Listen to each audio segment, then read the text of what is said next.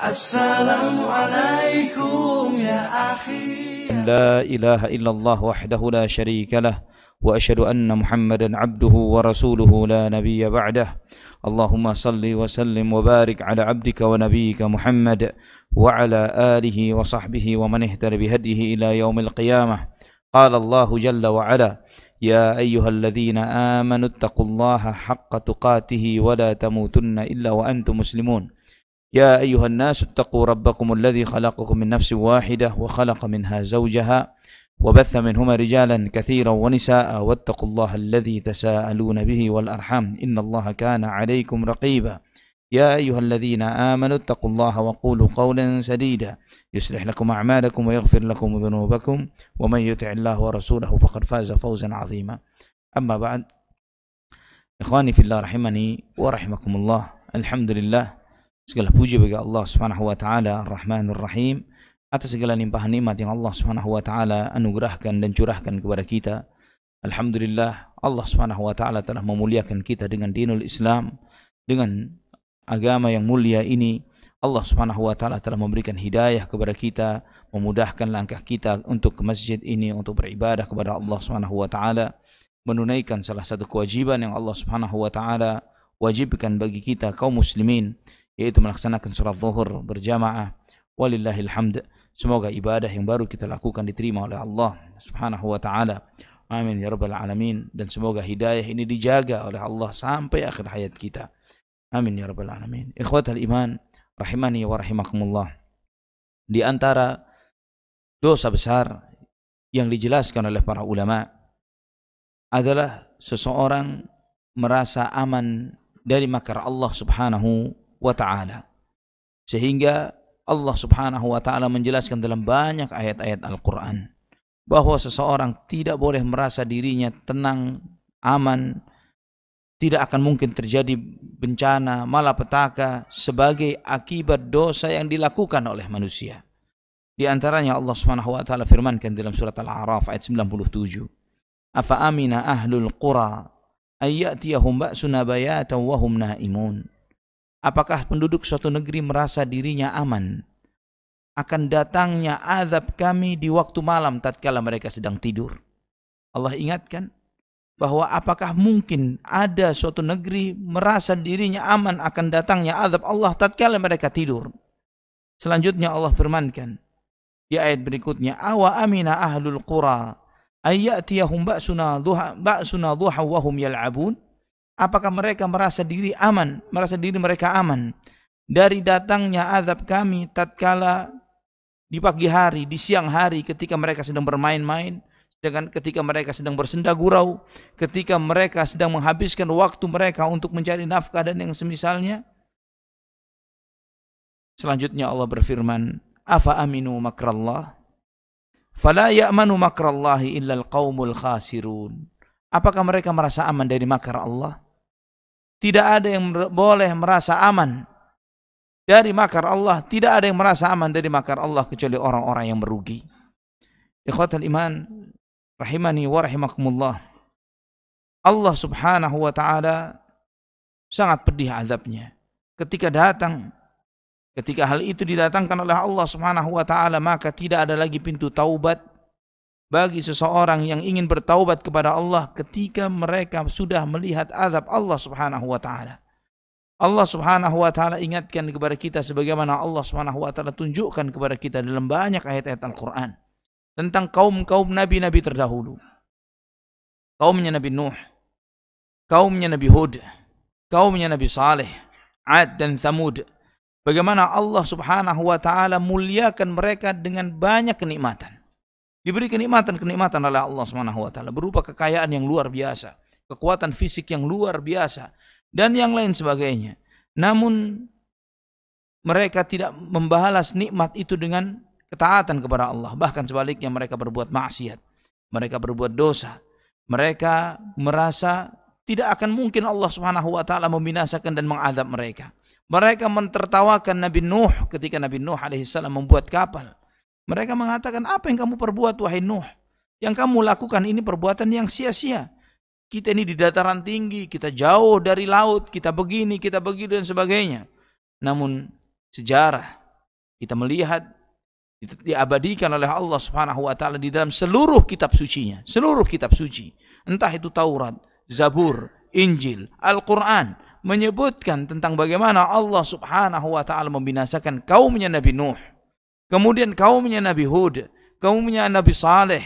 Bagaimana Allah Subhanahu wa taala jadikan mereka sebagai ibrah, pelajaran bahwa tidak boleh seorang hamba Allah merasa dirinya aman dari makar Allah Subhanahu wa taala. Syekh Abdurrahman bin Nasir As-Sa'di rahimahullah ketika menjelaskan ayat ini, afa aminu makrallah, apakah boleh mereka merasa aman dari makar Allah? Ayat ini adalah ancaman yang nyata dari Allah Subhanahu wa taala bahwa seseorang tidak boleh merasa aman walaupun dalam kondisi dia sedang beriman kepada Allah Subhanahu wa taala. Jangan sampai keamanan dia menyebabkan Allah Subhanahu wa taala menimpakan azabnya dengan cara mencabut iman yang ada dalam hatinya. Dan hendaklah dia selalu meminta kepada Allah, ya muqallibal qulub, tsabbit qalbi ala dinik. Wahai Allah, zat yang maha membolak-balikkan hati, tetapkanlah hatiku di atas agamamu, dan senantiasa berusaha beramal, menjaga amal ini, terutama ketika terjadinya banyak fitnah dan ujian. Fitnah itu ketika disebutkan dalam Al-Quran, intinya adalah dosa dan maksiat. Poin besarnya syirik kepada Allah Subhanahu wa taala. Ketika banyak orang berbuat syirik, menyekutukan Allah Subhanahu wa taala, di saat itulah banyak terjadi fitnah dan bencana dan malapetaka. Ketika itu terjadi, seorang mukmin diperintahkan oleh Allah Subhanahu wa taala untuk selalu menjaga imannya. Nabi sallallahu alaihi wasallam mengingatkan, badiru bil a'mali fitana. Bergegaslah kalian beramal. Segera, jika ada kesempatan beramal, segeralah beramal. Jangan ditunda-tunda sebelum datangnya fitnah-fitnah. Ketika fitnah-fitnah itu terjadi, ujian-ujian yang membingungkan orang-orang beriman dan orang-orang yang bijak sekalipun, kaqita'il lailil muzlim. Ketika itu, fitnah itu akan datang seperti potongan malam yang gelap gulita.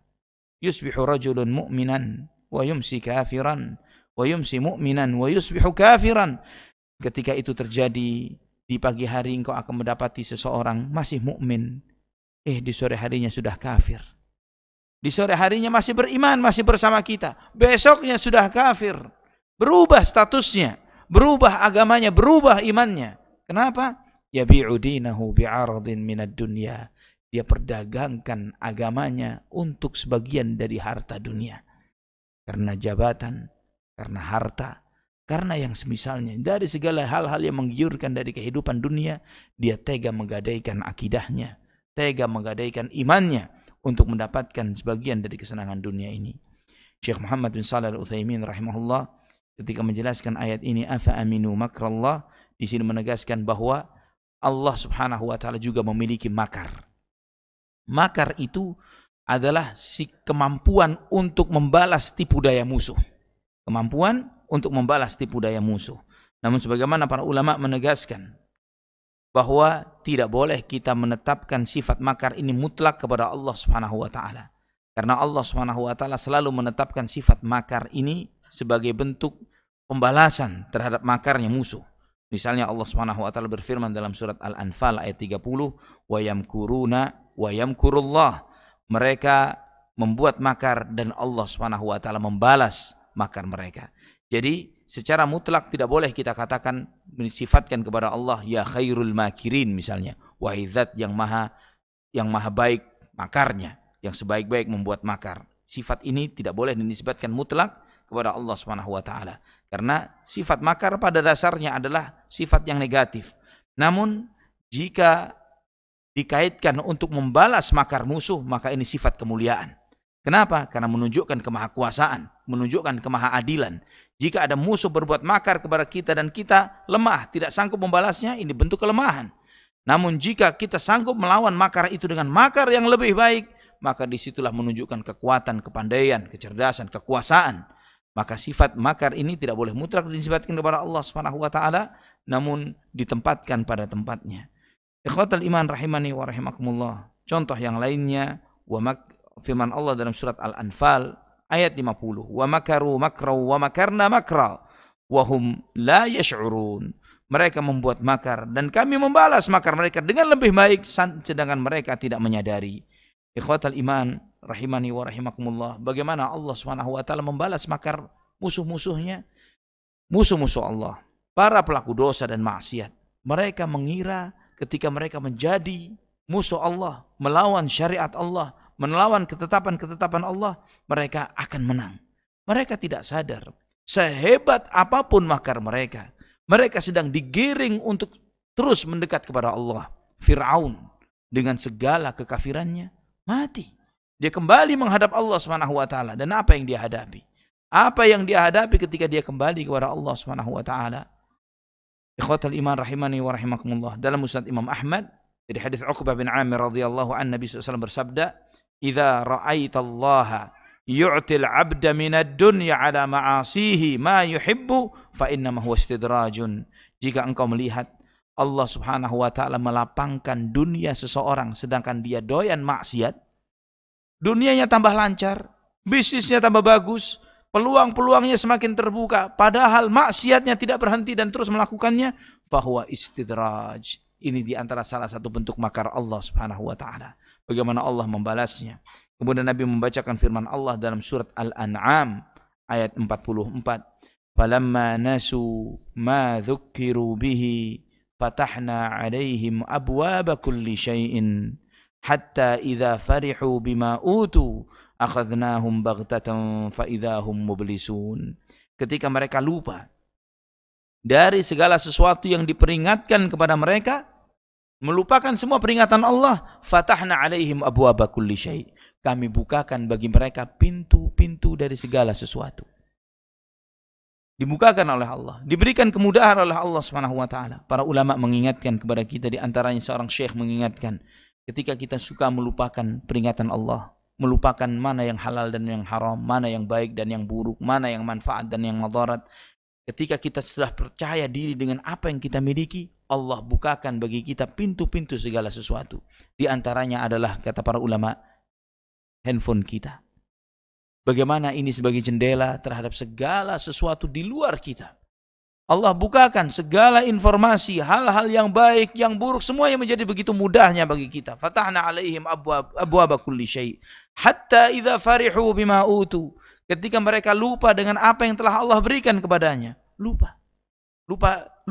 Dia tidak mengira ini sebagai semuanya akan dihisab oleh Allah. Penglihatan, pendengaran, hati, semuanya akan dihisab oleh Allah Subhanahu wa taala. Semuanya akan ditanya, semuanya akan dipertanggungjawabkan. Akhadnahum baghtatan fa idzahum mublisun. Kami azab dia dengan tiba-tiba. Ketika itulah dia tidak lagi mendapatkan rahmat Allah, dan dia bahkan jauh dari rahmat Allah Subhanahu wa taala.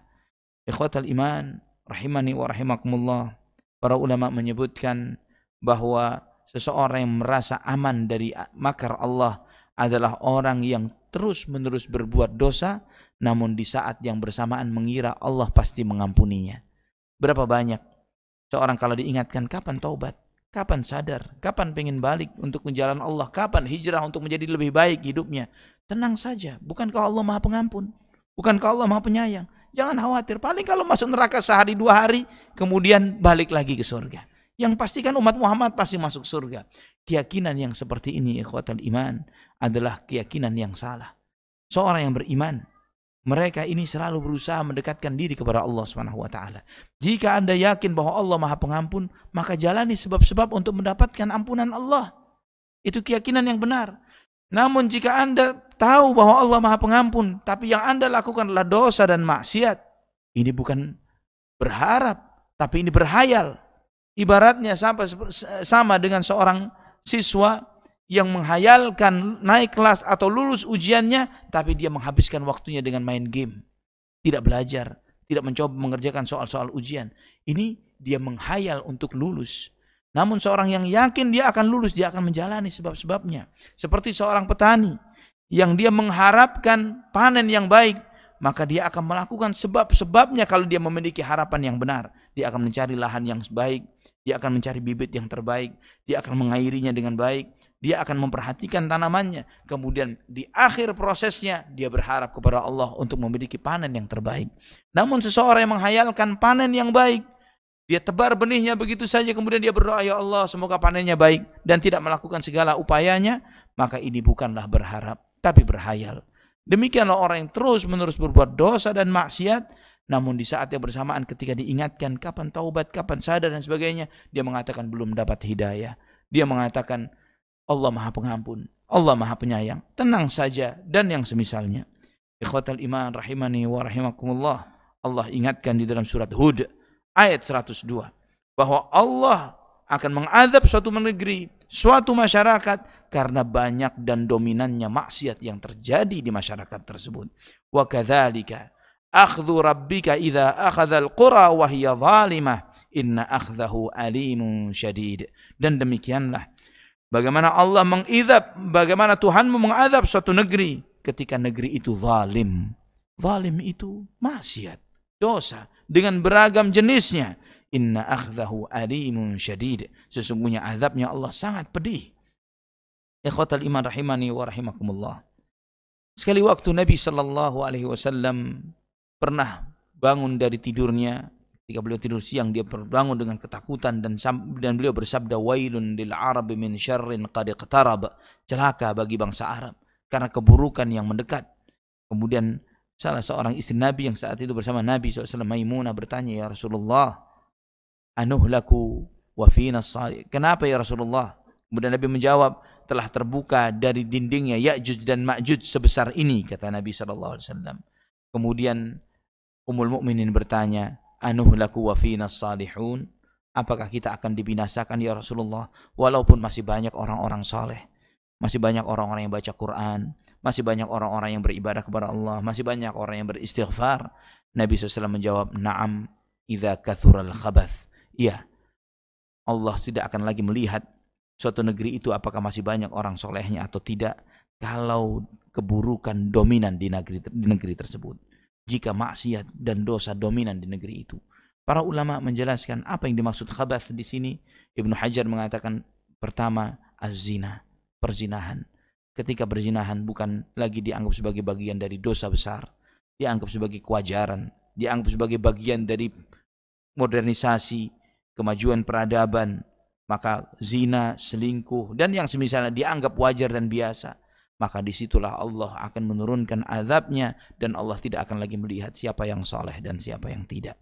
Di antaranya ulama mengatakan, idza kathura waladuz zina, jika banyak anak-anak yang terlahir dari hubungan perzinahan, ya, wanita-wanita yang hamil dari perzinahan.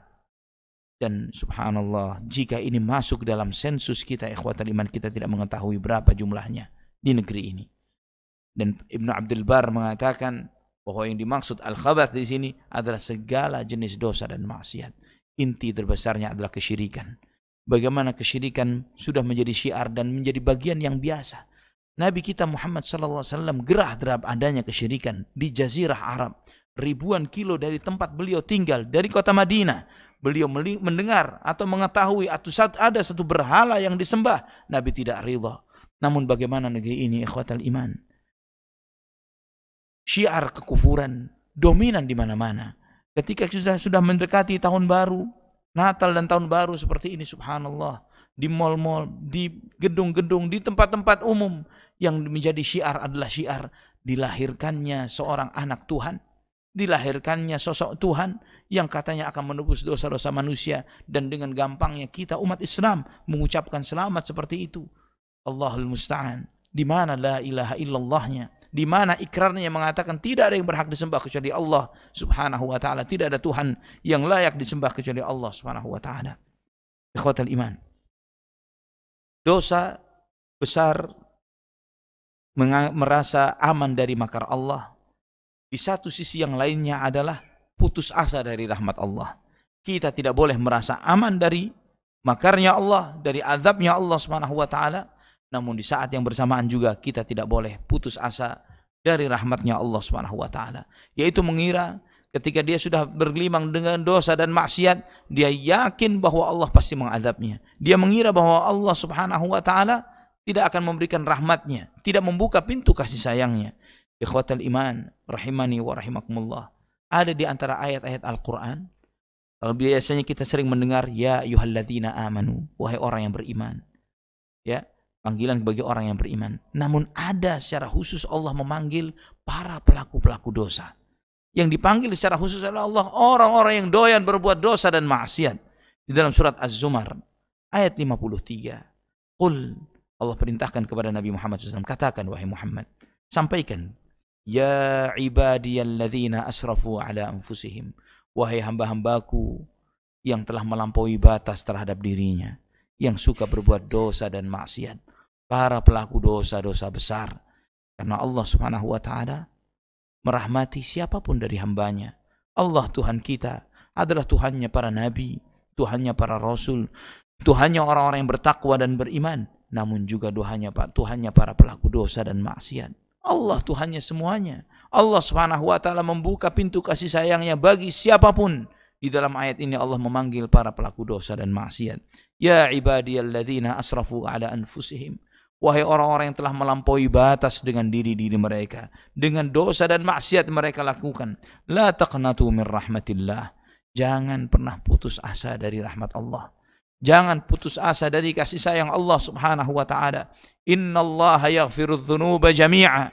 Sesungguhnya Allah Subhanahu wa taala mengampuni semua dosa. Tidak ada dosa yang tidak sanggup dimaafkan oleh Allah. Tidak ada dosa yang tidak sanggup dimaafkan oleh Allah. Innahu huwal ghafurur rahim. Sesungguhnya Allah Subhanahu wa taala Maha Pengampun.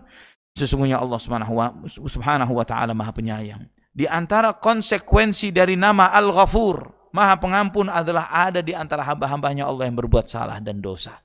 Di antara konsekuensinya adalah Allah Subhanahu wa taala menunggu siapa di antara si pembuat dosa dan maksiat ini kembali ke jalan Allah. Allah menanti kapan kita mau kembali dan bertaubat kepada Allah Subhanahu wa taala. Al-Imam Syafi'i di dalam salah satu syairnya, beliau berkata, "Falamma qasa qalbi wa dhaqat madhahibi, ja'altu ar-raja minni li'afwika sullama, ta'azamani dhanbi, falamma qarantuhu bi'afwika, fakana 'afwuka a'zama." Beliau mengatakan, ya Allah, ketika hatiku sudah tidak memiliki tempat berpaling, tidak ada lagi tempat bergantung, tidak ada lagi tempat pergi, tidak ada lagi tempat berlindung, maka aku jadikan harapanku kepadamu ya Allah sebagai tangga untuk mendekat kepadamu. Dosa-dosaku begitu besarnya ya Allah. Namun ketika aku bandingkan dengan ampunanmu ya Allah, ampunanmu jauh lebih besar dari dosa-dosaku. Ampunan Allah tidak ada sesuatu pun yang bisa membandingkan dengan ampunan Allah Subhanahu wa taala. Maka Allah Subhanahu wa taala dalam salah satu hadis qudsi yang sahih, Allah Subhanahu wa taala berfirman, wahai ibnu Adam, andai kata langit dan bumi ini penuh dengan dosa-dosamu, langit dan bumi penuh dengan dosa-dosamu, dan kamu datang kepadaku dengan meminta ampun kepadaku, maka aku akan membawa ampunan sebesar itu juga. Ampunanku sebesar itu juga. Dan Allah tidak akan pernah bosan mengampuni dosa-dosa hambanya selama hambanya tidak pernah bosan meminta ampun kepada Allah Subhanahu wa ta'ala. Ikhwatal iman rahimani wa rahimakumullah. Di dalam Al-Quran, Allah Subhanahu wa ta'ala menyampaikan tentang salah satu kisah tentang Nabi Ibrahim alaihissalam. Tatkala Nabi Ibrahim diberi kabar gembira oleh para malaikat akan bahwa istrinya akan melahirkan, sedangkan beliau sudah sangat tua, di hampir 90 tahun. Istrinya sudah tidak kalah tuanya, sudah menopause. Kemudian malaikat menyampaikan, wahai Ibrahim, istrimu akan hamil dan melahirkan. Ibrahim bertanya, qala abasyartumuni ala ammasani al-kibaru fabima tubashirun? Apa yang kalian kabarkan untuk diriku? Kabar gembira apa yang kau berikan kepadaku? Sedangkan aku sudah sangat tua, demikian pula istriku. Kabar gembira apa yang ingin kau sampaikan? Maka para malaikat menyampaikan, basyarnaka bil haqq fala takum minal qanitin. Kami menyampaikan kabar gembira kepadamu dengan suatu kebenaran, bahwa Allah Subhanahu wa ta'ala Maha kuasanya tidak akan bisa dikalahkan dengan sesuatu apapun.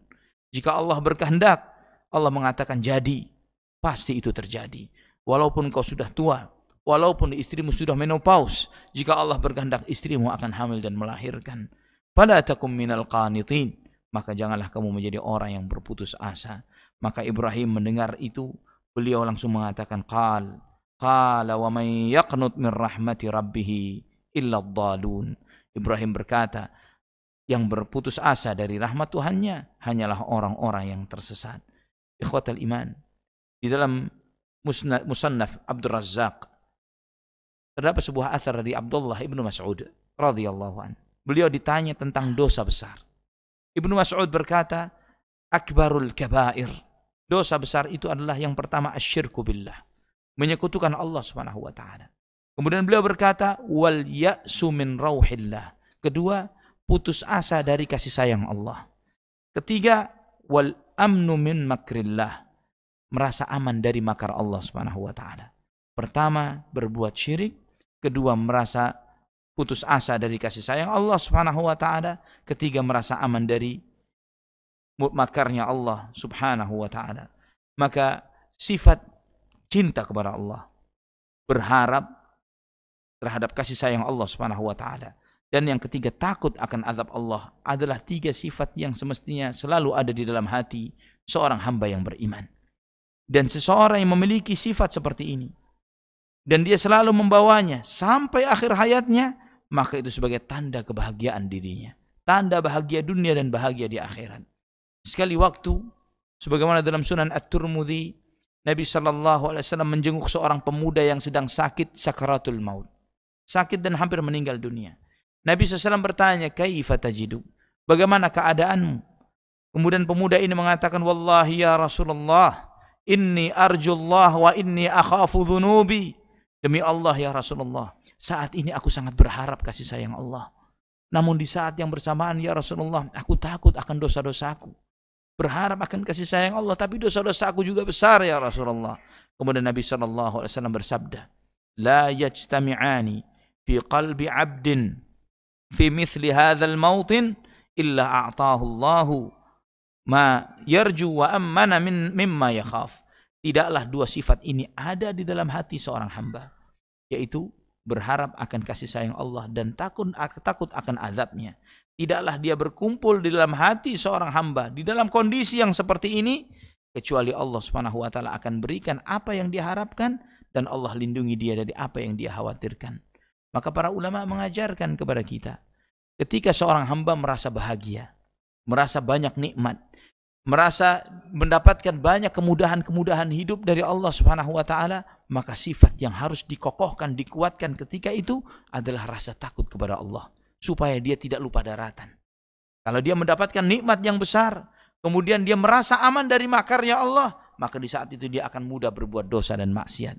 Namun dia harus ingat bahwa nikmat yang sedang Allah berikan kepada Anda, suatu saat, sewaktu-waktu bisa dicabut oleh Allah, sewaktu-waktu. Maka jangan pernah merasa aman, sehingga Anda memanfaatkan nikmat ini di jalan yang diridhoi oleh Allah Subhanahu wa taala. Namun di saat kita sedang terpuruk, sedang di bawah, sedang mendapatkan kesusahan, musibah, sakit, kerugian atau apapun itu bentuknya, yang harus ditinggikan, dipupuk pada saat itu adalah rahmat Allah, berharap akan rahmat Allah Subhanahu wa taala. Berharap bahwa Allah Subhanahu wa taala, tidak ada suatu musibah pun yang tidak bisa disingkap oleh Allah Subhanahu wa taala. Berharap dengan apa? Dengan bertakwa kepada Allah Subhanahu wa taala. Wa may yattaqillaha yaj'al lahu makhraja wa yarzuqhu min haitsu la yahtasib. Barang siapa yang bertakwa kepada Allah, pasti Allah sediakan solusi. Allah pasti akan berikan jalan keluar dan Allah akan beri rezeki kepadanya dari sisi yang tidak diduga-duga. Ini keberkahan yang hanya Allah berikan bagi orang bertakwa. Karena hidup ikhwatal iman pasti punya masalah. Setiap kita pasti menghadapi masalah. Semuanya pasti memiliki cobaan ujiannya sendiri-sendiri. Bedanya orang beriman dan orang yang tidak beriman, bertakwa dan tidak bertakwa. Orang bertakwa Allah sediakan solusi bagi mereka. Maka inilah gaya hidupnya orang mukmin, yaitu bersyukur, bersabar, dan istighfar.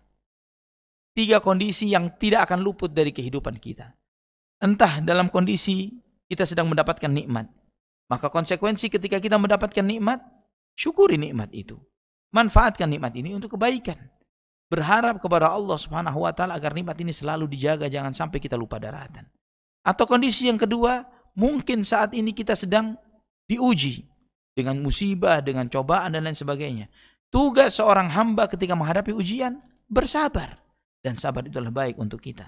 Yang terakhir, yang ketiga, atau mungkin saat ini kita sedang berbuat dosa dan maksiat. Apa tanggung jawabnya seorang yang berbuat dosa dan maksiat? Beristighfar, bertaubat, meminta ampun kepada Allah Subhanahu wa taala.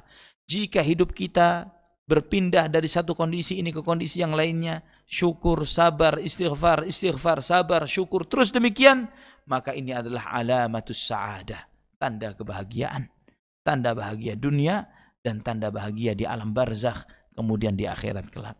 Ini ikhwatal iman, sedikit nasihat yang bisa disampaikan. Masih ada beberapa menit sebelum jam 1. Silahkan kalau ada yang ditanyakan. Pada para jemaah, apakah ada pertanyaan?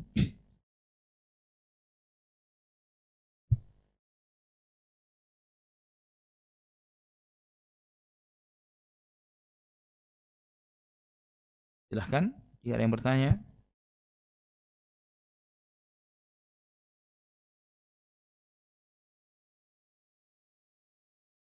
Jelas? 12. Barakallahu fiik. Silahkan. Ini bagaimana kalau bagaimana kita sebagai seorang mukmin untuk menanggapi sebuah, kalau misalnya ada saudara kita yang terkena musibah di wilayah lain, sedangkan ada kerabat atau mungkin teman kita yang mengatakan bahwa mencari-cari kesalahannya gitu. Iya. Mencari-cari kesalahan bahwa oh mereka diazab karena ini gitu. Baik. Itu kita sebagai seorang mukmin gimana? Naam. Jadi kita harus tahu, memang benar, tidak salah bahwa setiap musibah terjadi karena dosa dan maksiat. Mulai malapetaka yang besar sampai apa yang kita alami pada diri kita sendiri. Wa ma asabakum min musibatin fabima kasabat aydikum wa ya'fu an katsir. Apapun musibah yang terjadi pada dirimu adalah akibat dosa-dosamu sendiri, dan banyak yang Allah maafkan. Artinya kalau setiap dosa Allah timpakan musibah, maka tidak akan di antara kita tidak akan bisa berjalan dengan tegak.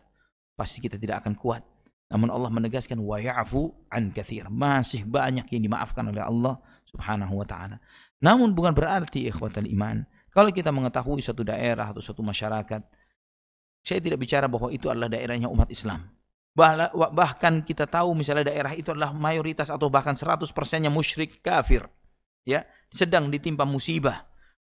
Maka sikap seorang muslim bukan berarti bahwa itu biarkan mereka dibinasakan, dihancurkan karena perbuatan dosa dan maksiat. Namun sebagai manusia, sebagai hamba Allah Subhanahu wa taala, kita diperintahkan untuk membantu dan menolong mereka. Membantu dan menolong mereka. Dan ini di antara bentuk ihsan. Jangankan kepada sesama manusia, kepada binatang pun Allah Subhanahu wa taala memerintahkan kepada kita untuk berbuat baik. Bagaimana Nabi SAW menyampaikan ketika khutbah istisqa, khutbah besar di depan seluruh jamaah kaum muslimin. Beliau menyampaikan, demi Allah, Allah telah tunjukkan surga dan neraka kepada aku saat ini. Dan aku melihat saat ini ada seorang wanita yang sedang diazab di dalam api neraka karena seekor kucing yang diikatnya. Karena seekor kucing yang diikatnya, yang tidak diberikan makan dan minum dan tidak biarkan mencari makanannya sendiri, diazab di api neraka. Bagaimana Nabi SAW menyampaikan bagaimana seorang wanita yang suka berzina dimaafkan dosa-dosanya karena keikhlasannya di dalam menolong seekor anjing yang kehausan. Sampai sahabat bertanya, afil bahaimi ajrun ya Rasulullah, berbuat baik kepada binatang apakah mendapat pahala ya Rasulullah? Fi kulli kabdin ratbatin ajr, berbuat baik kepada setiap jantung yang basah, yang berdetak, kamu akan mendapatkan pahala. Berbuat baik kepada sesama manusia. Di dalam Al-Quran Allah menyebutkan wa yut'imuna at-ta'ama 'ala hubbihi miskinan wa yatiman wa asira. Mereka memberi makanan yang mereka suka kepada orang-orang miskin, kepada anak-anak yatim, dan kepada tawanan-tawanan perang. Tawanan perang di masa turunnya ayat ini musyrikin, orang-orang kafir. Karena yang menjadi tawanan Nabi pasti bukan muslim, orang kafir. Dan tawanan perang pun Allah sebutkan dalam Al-Quran untuk kita memberi makan kepada mereka, berbuat baik kepada mereka. Bukan karena dia ketika kita ingin menolong orang yang sedang kesusahan, kamu muslim atau tidak? Kalau bukan muslim maka kita biarkan susah. Lah, tidak seperti ini seorang muslim. Seorang muslim selalu berusaha untuk berbuat baik, berbuat ihsan kepada siapapun, dan tidak menginginkan keburukan bagi orang lain. Terlebih lagi jika kita mengetahui mayoritas yang sedang ditimpa musibah adalah muslim. Nabi SAW menyebutkan al-muslim akhul muslim. Satu muslim adalah saudara dengan muslim yang lainnya. Dan Nabi menyebutkan bagaimana persaudaraan sesama muslim seperti kal jasadil wahid yashuddu ba'duhu ba'dha, seperti satu tubuh yang saling mengokohkan satu dengan yang lainnya. Idza ishtaka minhu 'adwun tada'a sairul jasad bis-sahari wal huma. Ketika adalah salah satu tubuh sedang sakit, maka yang lainnya akan tidak bisa tidur dan akan meriang. Ya, kenapa? Karena ada satu tubuh yang sakitnya, jempol kita sakit, tubuh kita semuanya merasa tidak enak. Itulah bagaimana seorang muslim terhadap saudara sesama muslim yang lainnya. Jadi adapun muhasabah itu untuk diri kita. Bukan kita sambil nolong sambil salah kamu, kenapa kamu kemarin berbuat maksiat? Kamu kenapa begini? Bukan waktunya. Tapi selamatkan mereka, tolong mereka, bantu mereka. Kemudian di saat yang bersamaan kita selamatkan fisik mereka, kita selamatkan hati-hati mereka dari dosanya, dari maksiatnya. Diberi pengembelengan akidah, keimanan, diingatkan untuk bertaubat kepada Allah agar azab ini tidak kembali kepada mereka. Wallahu a'lam bishawab. Selanjutnya ada pertanyaan dari jamaah. Assalamualaikum Ustaz. Waalaikumsalam warahmatullahi wabarakatuh. Pertanyaan saya mungkin topiknya agak sensitif karena berhubungan dengan LGBT. Jadi bagaimana pandangan Ustadz dan nasihat buat kami berhubungan dengan adab terhadap masyarakat yang sepertinya terlihat condong ke arah LGBT. Karena di beberapa kajian memang sering diulas bahwa itu jelas-jelas haram.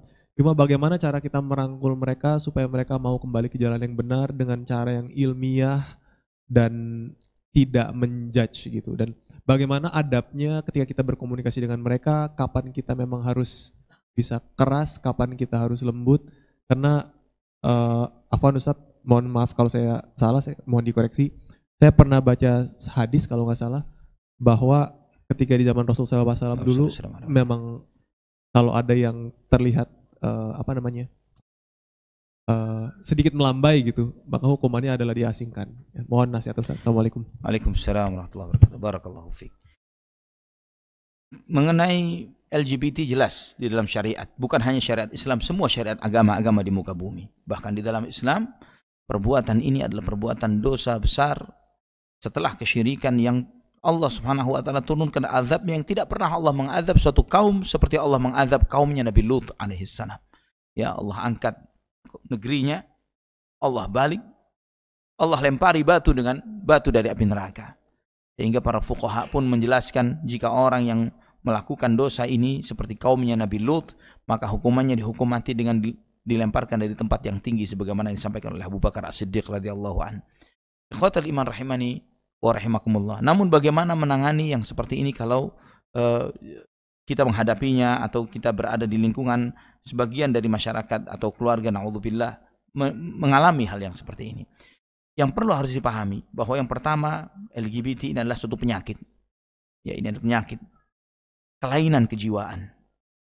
Ini terjadi biasanya terjadi misalnya adalah karena salah bentukan dari kecil.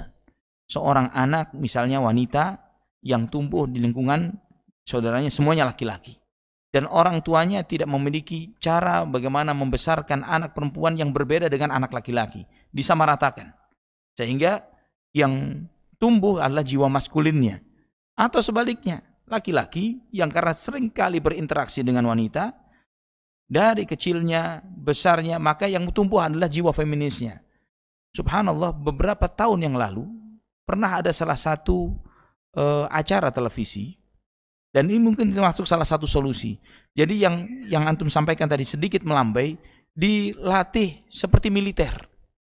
Ya, pernah saya entah beberapa tahun yang lalu pernah masuk jadi acara televisi, dikumpulkan mereka ini yang laki-laki yang feminis ini dikumpulkan, dilatih militer, dilatih jiwa kelaki-lakinya ditumbuhkan, adrenalinnya supaya tumbuh. Dan subhanallah di akhir acara ketika mereka melalui proses ini ditumbuhkan jiwa kelelakiannya, waras, sembuh. Ya. Jadi selesai dari acara itu benar-benar balik lagi sebagai seorang laki-laki, kecenderungannya kepada lawan jenisnya kembali, jiwa kelelakiannya kembali. Demikian pula sebaliknya wanita yang perempuan yang terlalu merasa dirinya laki-laki, jiwa laki-lakinya dilatih untuk dikembalikan jiwa kewanitaannya. Ya, secara kejiwaan karena ada yang korslet, ya, ada yang salah setting sehingga harus diperbaiki secara psikologis. Dan alhamdulillah juga saya pernah mengikuti beberapa liputan tentang hal ini. Ilmu kejiwaan modern pun baik yang dari sisi internasional maupun yang di negeri kita ini memasukkan LGBT ini termasuk bagian dari penyakit kejiwaan yang harus ditangani. Wallahu a'lam bishawab. Wallahu a'lam bishawab. Ada lagi tadi pertanyaan terakhir? Ya, ini ada dari jamaah Ustaz. Bolehkah kita percaya diri untuk positif kepada Allah?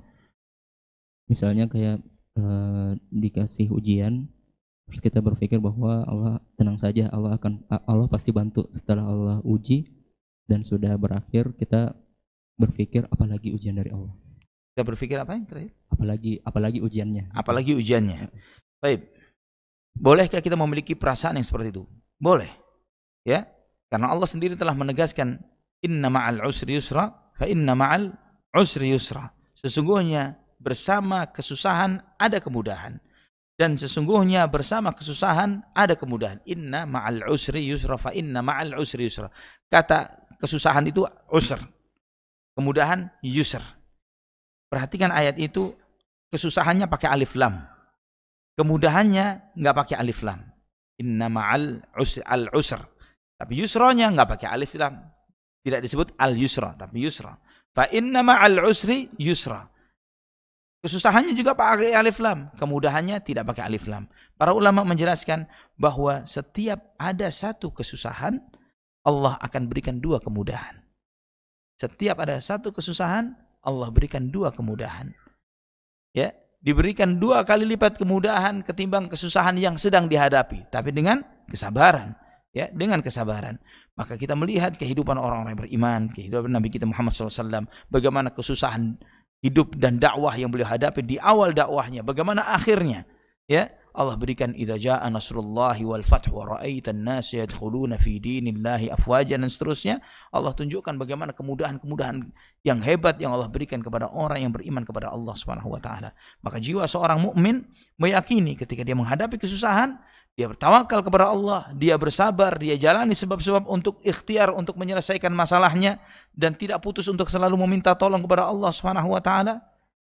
Kemudian perasaan apalagi ujian dari Allah, dan memang selama hidup ujian tidak akan pernah berhenti. Selama hidup tidak akan berhenti karena hidup ini adalah ujian dari Allah Subhanahu wa taala. Selesai, fa idza faraghta fansab. Ketika kamu selesai dari satu masalah, satu ujian, satu tugas, maka lelahkanlah dirimu, letihkanlah dirimu untuk pekerjaan yang baru, karena ujian ini tidak akan putus selama nyawa ini masih ada di dalam diri kita. Wallahu a'lam bishawab. Sudah cukup ya. Udah ada pertanyaan terakhir. Untuk menjadi istiqamah, pertama minta tolong kepada Allah Subhanahu wa taala, karena hati ini di tangan Allah. Ya, tidak ada seorang menjamin saya pasti istiqamah, tidak ada siapapun. Maka Nabi mengajarkan kepada kita, ya muqallibal qulub, doa yang selalu diminta, wahai zat yang maha membolak-balikkan hati, tetapkan hatiku. Karena hati ini di tangan Allah, minta kepada Allah untuk selalu istiqamah. Tidak ada seorang, tidak boleh seorang pun merasa pede, saya pasti istiqamah, saya pasti bisa istiqamah. Allah yang menguasai hati kita, minta kepada Allah. Kemudian kunci yang kedua adalah ilmu. Yang paling mendasar adalah ilmu. Dan kita umat Islam sangat diberi kemudahan. Apa? Al-Quran. Baca Al-Quran. Baca Al-Quran, berusaha untuk dipahami ayat-ayatnya sedikit demi sedikit. Kita tidak mampu, Al-Quran terlalu besar, 30 juz dan sebagainya. Juz amma. Ya, karena juz amma, juz ke-30 ini selalu rata-rata ya 90% ayat-ayat yang berisi tentang keimanan, tentang surga, neraka, tentang motivasi, tentang hal-hal yang ancaman dan semisalnya. Hal-hal itu memupuk keimanan kepada seseorang. Kalau kita memperhatikan ayat-ayat ini, ya, maka setiap kita satu hari kita tadabbur satu ayat, satu hari kita coba tadabbur satu ayat, itu akan melatih kita untuk istiqamah. Melatih kita untuk istiqamah. Ilmu, yang saya maksud adalah paham Quran, paham hadis Nabi SAW. Caranya termudah dengan baca Quran tiap hari. Jangan sampai satu hari kita lewati dari membaca Al-Quran, jangan sampai kita lewati satu hari tidak tadabbur ayat-ayat Al-Quran. Kemudian kiat istiqamah yang lainnya adalah berusaha mengamalkan apa yang Allah perintahkan sebaik mungkin. Salat 5 waktu, kerjakan tepat waktu. Ya, ada azan, datang ke masjid. Insyaallah dengan 5 waktu ini, perhatikan ikhwatal iman, bagaimana Allah menentukan salat 5 waktu dan waktunya ketika hati kita mulai hampir lalai, di saat itu Allah ingatkan untuk salat. Hampir lalai, zuhur, azan untuk ke masjid. Sore Ketika hati kita sudah panas luar biasa untuk pekerjaan kita sebagainya, asar untuk melaksanakan sholat. Demikian pula maghrib, demikian pula isya, demikianlah subuh ketika kita membuka mata. Allah Subhanahu wa taala dengan syariatnya sebetulnya mengajari kita untuk istiqamah.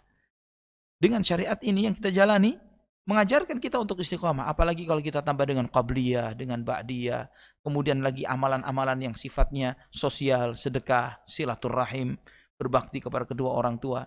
Kalau kita mengajakkan membuat aturan manajemen hidup kita ini, kita atur bahwa dalam sepekan ini harus ada waktu untuk silaturahim, sepekan harus ada waktu untuk menjenguk orang sakit, ada kesempatan untuk partisipasi dalam kegiatan sosial di lingkungan kita, mengantarkan jenazah yang meninggal dunia atau hal-hal yang sifatnya seperti ini, maka keistiqomahan akan selalu menyertai kita. Tapi poin yang paling mendasar, minta tolong kepada Allah Subhanahu wa taala. Wallahu a'lam bishawab.